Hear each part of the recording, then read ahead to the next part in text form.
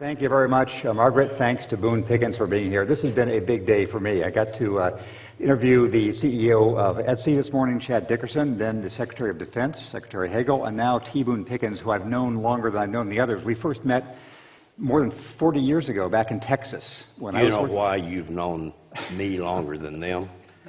Because, no, why? I'm 86 years old. Well, already we see an interview getting out of control. Because I was going to set this up that I've seen Mr. Pickens over the years. He takes bets with people, trying to have them guess how old he is. They always guess, way low. I saw it 10 minutes ago. And have you collected yet from Dean Kamen? There was not a bet. I just told him, I said, if you guess my age, I'll give you $100. Okay, well... And he said 96. And I said... But first he said you're in your early 70s. I will be here to attest to that. There are lots of things I wanted to talk to you about on energy and on corporate governance and on rules for life. Well, let's talk about energy first. Sure. When we first met, the U.S. was beginning to fear OPEC. The OPEC was, the price of oil was going up, a historic change. Now what year do you think that was? I'm going to say this was mid-70s, 76, 77. That's when I was in Texas. Okay, excuse me for interrupting, but you remember 73 was the Arab embargo? Yep. Okay. And so we're right. I know where you are in time. So mid-70s I'm talking about. And now in the last couple of years we've seen the cresting of OPEC's power. We've seen U.S. imports going way down. Should we think, it seems like just good news, that the price of oil is low and imports are going down. Is it all good news from the U.S. perspective? Is there anything we should worry about in this declining price of oil? It's good news, but remember, OPEC peaked. We importing from OPEC over 7 million barrels. Yep. Today, 3.2. A1. I mean, that's good. No, I don't see anything to be worried about as to what's taking place. We are regaining our independence, is what it is. And so the reason, if some people say there is something to worry about, apart from all the obvious benefits of just having less of a drag on the economy, is non-oil fuels like natural gas, which you are very big in, and wind, in which you've been big in. It's hard to develop those if the oil price is coming down so much. Is that something to worry about or not? No, that's a high-class problem. No, if the price of, the only way you're going to have some influence on gasoline prices is to introduce another fuel.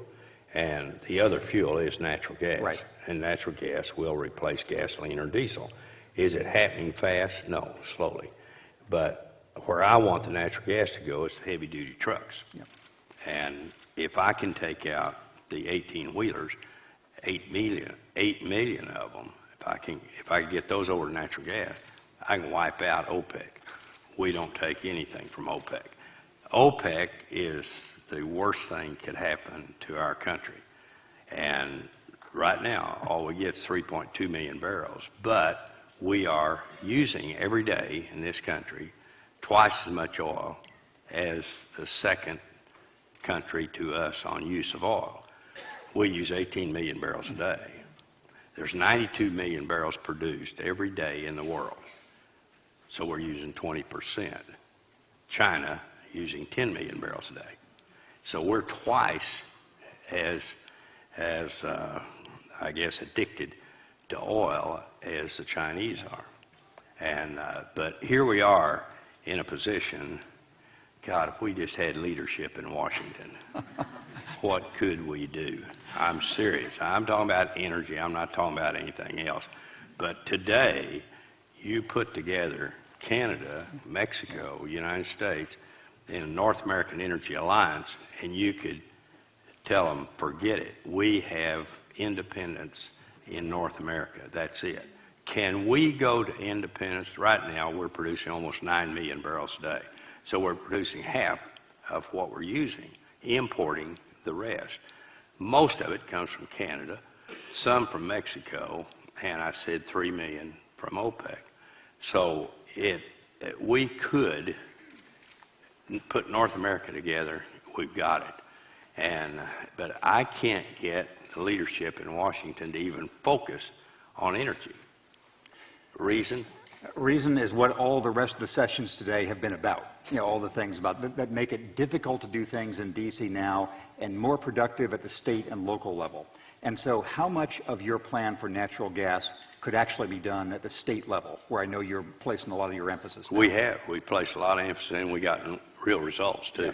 Yeah, we can get it at state level. But in defense of Washington, I'm the only person up here that's defending Washington. That is correct. All right, but I am a patriotic American and I'm old, and so that goes along,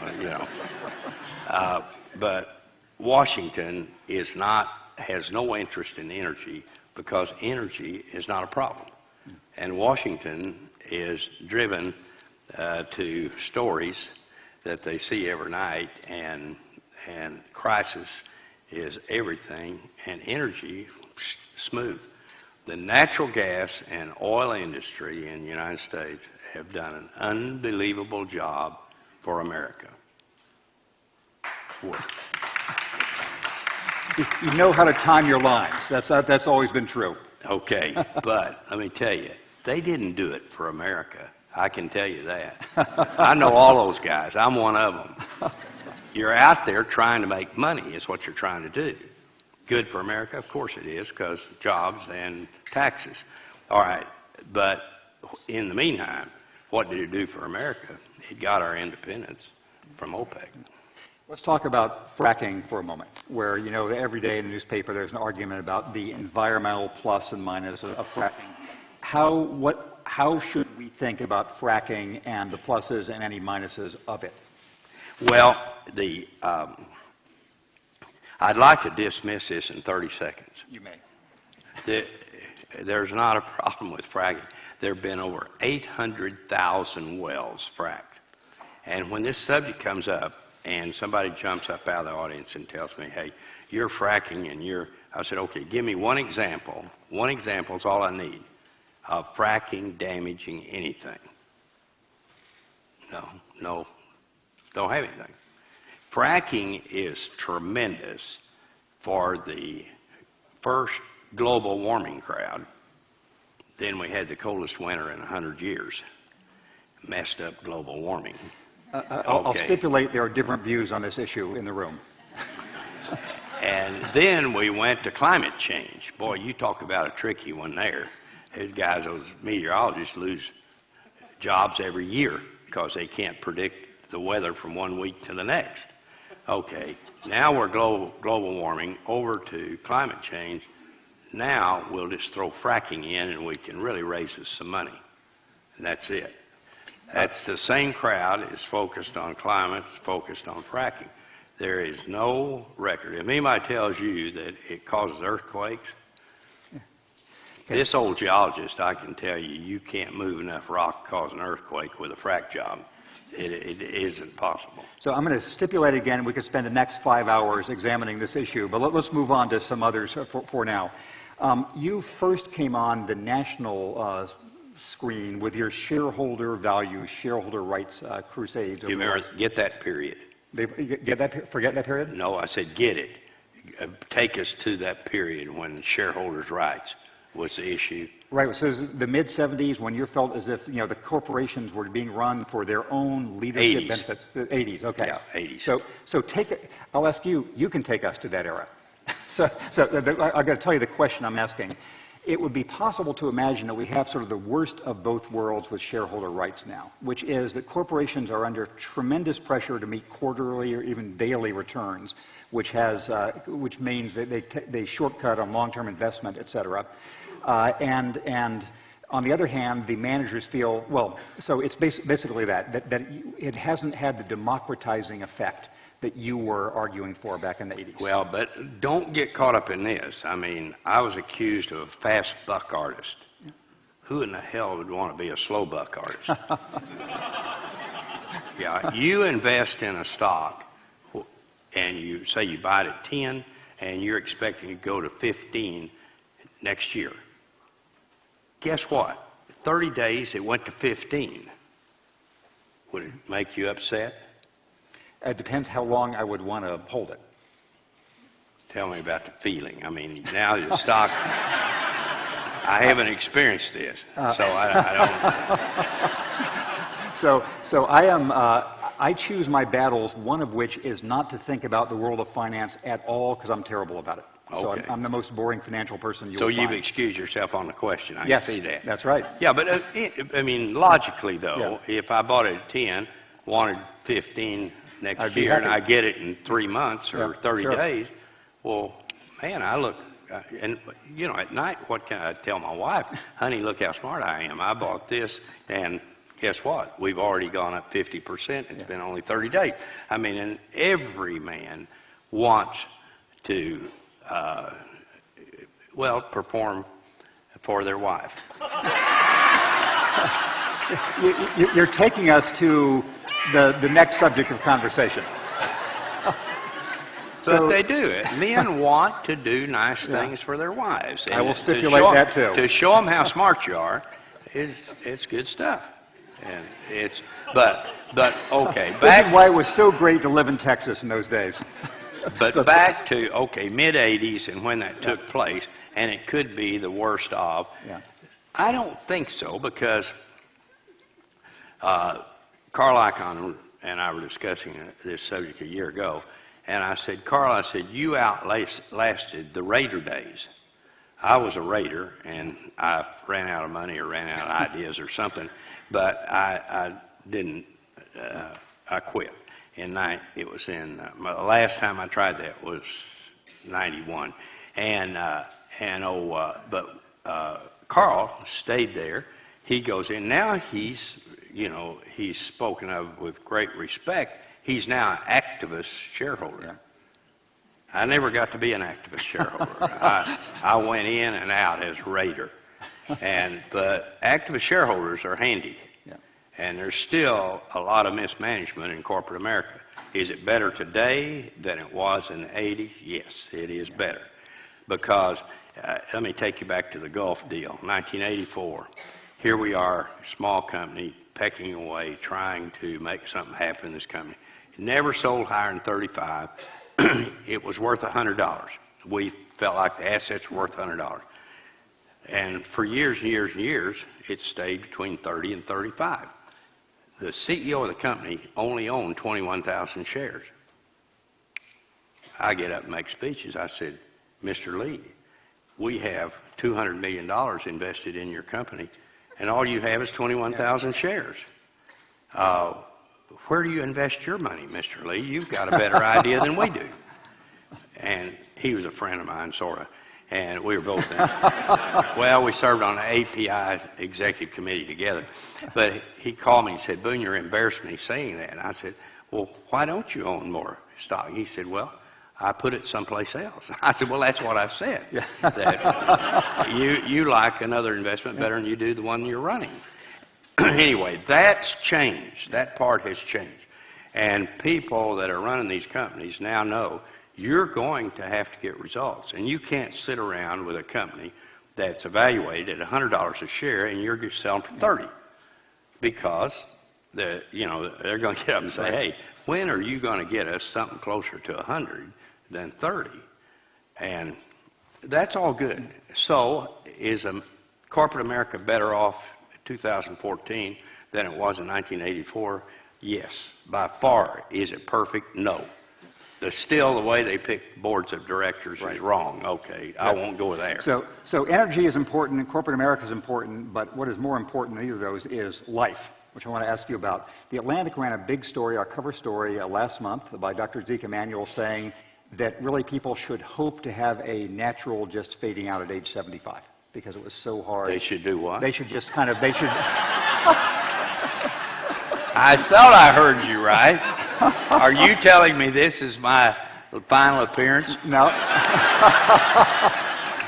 I'm not asking you to explain the luck. That, we know as years go on, people are just lucky one way or the other. That's right. Or you got the unlucky. genes and everything. But I'm asking you you said recently that you're better in business because you've seen so many cycles of it. You are 86 years old. What do you know by being a top functioning 86-year-old about the cycle of life you want people here to know? Should they fade out at 75? Well, genes, Yeah. you got them or you don't. Yeah. Okay, so that's not your call. But, but what has been my call is I had one wife said I was a workaholic. No, I like work. And I have a good work ethic. I grew up in the Depression, small town in Oklahoma, and you were damn lucky to have a job. I was a kid, but I had a job at 12 years old. But I've always enjoyed work. Okay, that is lucky for me. One more time, I'm lucky. But I would rather, I quit playing golf at 80. When I was 78, true story, I eagled 11 at Augusta. Arnold Palmer said, you had two good shots. I said, no, Arnold, I didn't. He said, you eagled 11, something I've never done, and you didn't have two good shots? I said, no. He said, tell me what you had. I said, the first one was a good drive down the left side. The second one was not a good shot. He said, what was it? I said, it was perfect. Okay. At 80, I decided I couldn't hit two shots in a row, so I decided, and it was easy for me. All of this has always been easy for me to do. And I quit shooting at 80 years old. I was one of the best wing shots in the country, but I have macular degeneration and I see double. Can I still kill birds? Yes, but I can't kill them with the consistency, and it wasn't as much fun. It was like golf. And I'd just soon watch somebody else shoot now. Well, mentally, what are you doing? Well, you're adjusting to your age as you go. I've had the same trainer for 26 years. And at the homecoming deal, Stillwater, Oklahoma, Oklahoma State, West Virginia beat our ass last Saturday. And that was not fun. The rest of the day was, and I was the marshal of the parade. Why not? I've given them $500 million to the school.